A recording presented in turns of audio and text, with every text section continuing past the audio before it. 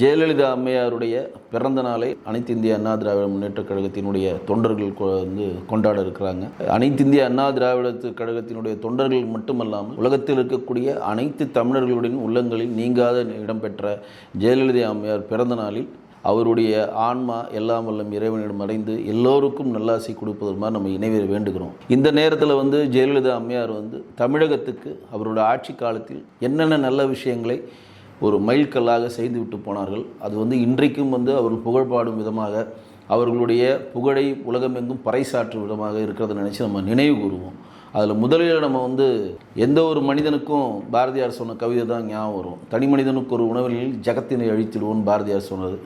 அதுதான் ஜெயலலிதா அம்மையார் பண்ண திட்டங்களே முதன்மை திட்டமாக நான் பார்க்குறேன். அம்மா உணவகம் அப்படின்ற ஒரு திட்டம் நம்ம நாட்டில் பிறந்த இந்தியாவில் உலகத்தில் இருக்கக்கூடிய எந்த ஒரு ஜீவனும் பசியால் உயிரிழக்கக்கூடாதுன்ற ஒரு மிகப்பெரிய ஒரு கான்செப்டில், குறிப்பாக தமிழ்நாட்டில் பிச்சைக்காரர்கள் இல்லாத ஒரு மாநிலமாக சாப்பாட்டிற்காக யாரிடம் கையேந்தக்கூடாது அப்படின்ற ஒரு நல் விஷயத்தையும் உள்வாங்கி ஆரம்பிக்கப்பட்ட ஒரு திட்டம் தான் அம்மா உணவகம். சாதாரண ஒரு பிச்சை எடுப்பவர்கள் கூட அம்மா உணவகத்தில் கௌரவமாக தன்னுடைய மரியாதையை பெற்று உணவு வாங்கி செல்வதற்கான ஒரு கட்டமைப்பை இந்த அம்மா உணவகம் ஏற்படுத்தியிருக்கிறது. நீங்கள் இன்றைக்கு நீங்கள் தெருவோரத்திலேயோ எங்கேயோ சில யாசகம் கேட்குறவங்கள பார்த்தீங்கன்னா யாருமே எனக்கு பசிக்குது சாப்பாடு கொடுங்க, எனக்கு பசிக்குது ஏதோ பழையதை கொடுங்க அப்படின்னு யாருன்னா பிச்சை எடுக்கிறத நீங்கள் பார்த்துருக்கவே மாட்டீங்க. ஏன் அப்படின்னா இன்றைக்கு உணவை தேடி உணவுக்காக பிச்சை எடுக்கிற பிச்சைக்காரர்களே கிடையாது.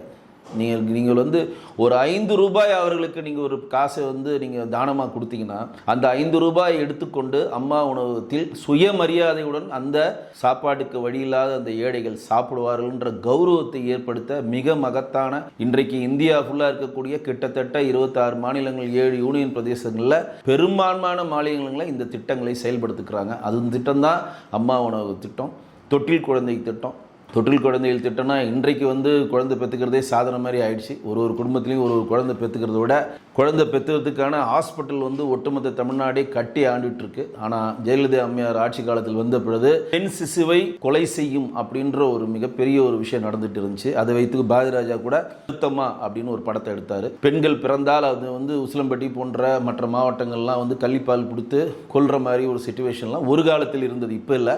அந்த டைமில் உங்கள் வீட்டில் பெண் குழந்தை பிறந்தால் அந்த பெண் சிசு நம் நாட்டில் மிகப்பெரிய ஒரு தலைவியாக வரலாம், விளையாட்டு வீராங்கனையாக வரலாம், நம்ம நாட்டை பாதுகாக்கக்கூடிய இராணுவத்தில் சேரலான்ற பல எதிர்கால திட்டங்களில் மனதில் வைத்து ஜெயலலிதா அம்மையார் உங்கள் வீட்டில் பெண் குழந்தை பிறந்து அந்த பெண் குழந்தை உங்களால் வளர்க்க முடியாத ஒரு கண்டிஷன் வருது, அந்த பெண் குழந்தை எங்களுக்கு வேண்டாம் அப்படி நீங்கள் நினச்சிங்கன்னா தயவு செய்து அந்த பெண் சிசுவை கொல்லாதீர்கள். தொட்டில் குழந்தை அப்படின்னு ஒரு திட்டத்தை ஆரம்பித்து அது ஒரு காமனான ஒரு இடத்துல காப்பகத்தில் ஒரு தொட்டியில் வச்சுருப்பாங்க.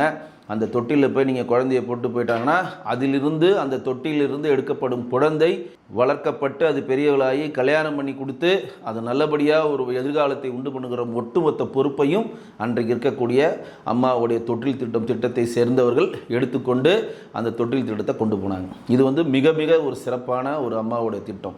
ரெண்டாவது ஆலயங்கள் மதியந்தோறும் வழங்கப்படுகிற அன்னதான திட்டம். இது நிறைய பேருக்கு தெரியுமான்னு தெரியல. ஜெயலலிதா ஆரம்பித்த திட்டம் தான். ஒரு ஆலயத்தில் நீங்கள் போயிட்டீங்கன்னா உண்டியில் போய் காசு கொட்டாதீங்க. ஒரு ஆலயத்தில் ஒரு மதியானம் ஒரு 100 பேர் 200 பேர் சாப்பிட்றதுக்கான பணத்தை நீங்கள் செலுத்திட்டீங்கன்னா உங்களுடைய பேரில் அந்த ஆலயத்தில் அன்னதானம் நடக்கப்படும். அந்த அன்னதானம் 1 நாள் 2 நாள், பழைய காலத்திலலாம் யாராவது தலைவர்கள் பிறந்த நாள் முக்கியமான விழாக்கள் நடக்கப்படும். இன்றைக்கு 365 நாளும் தமிழ்நாட்டில் இருக்கக்கூடிய எந்த கோயில் போனீங்கனாலும் ஆலயத்தில் அந்த கோயிலில் மதியத்தில் உணவு வழங்கும் திட்டம் செயல்பட்டு கொண்டிருக்கிறது. அதற்கு நீங்கள் வைப்பு நிதியாக ஒரு குறிப்பிட்ட பணத்தை பேங்க்கில் போட்டிங்கன்னா அந்த வட்டியை வைத்து அவர்கள் உணவு தயாரித்து அங்கே இருக்கக்கூடிய மக்கள் கடவுளை தரிசிக்கும் போது பசியோடு தரிசிக்கக்கூடாதுன்னு கொண்டு வந்த திட்டம் தான் அம்மா ஆலயத்தில் இருக்கக்கூடிய அந்த அன்னதான திட்டம். இதுவும் அம்மாவுடைய மிகப்பெரிய ஒரு மைல்கல்லான ஒரு திட்டம். அம்மா சிமெண்ட் திட்டமாகட்டும், அம்மா விதைகள் திட்டமாகட்டும், அம்மாவுடைய அம்மா குடிநீர், இன்றைக்கு தான் ப்ரைவேட் பஸ்ஸு கார்கள்லாம் பெருகி எல்லா வெளியூருக்கு வந்து தன்னுடைய சொந்த வாகனங்கள் போகிறாங்க. 10-15 வருஷத்துக்கு முன்னாடிலாம் கவர்மெண்ட் பஸ் மட்டும்தான் ஒரு ஊர்லேருந்து ஒரு ஊருக்கு போகும். அப்போ அந்த கவர்மெண்ட் பஸ்ஸில் ஏறினீங்கன்னா தண்ணி இல்லாமல் தவிப்பாங்க. இங்கேருந்து ஒரு 4 மணி நேரம் ட்ராவல் பண்ணி போனால் தான் ஒரு இடத்துல நின்று தான் தண்ணி கிடைக்கும். ஏன்னா தண்ணி பாட்டில் விலையெல்லாம் ரொம்ப ஜாஸ்தியாக இருந்த டைமில் தான் அந்த மாதிரி யார் பஸ்ஸில் செல்கிறார்களோ அவர்கள் தண்ணியால் தவிக்கக்கூடாதுன்னு சொல்லி தான் மிக குறைந்த விலையில் அம்மா குடிநீர் அப்படின்னு சொல்லி கொண்டு வந்தாங்க.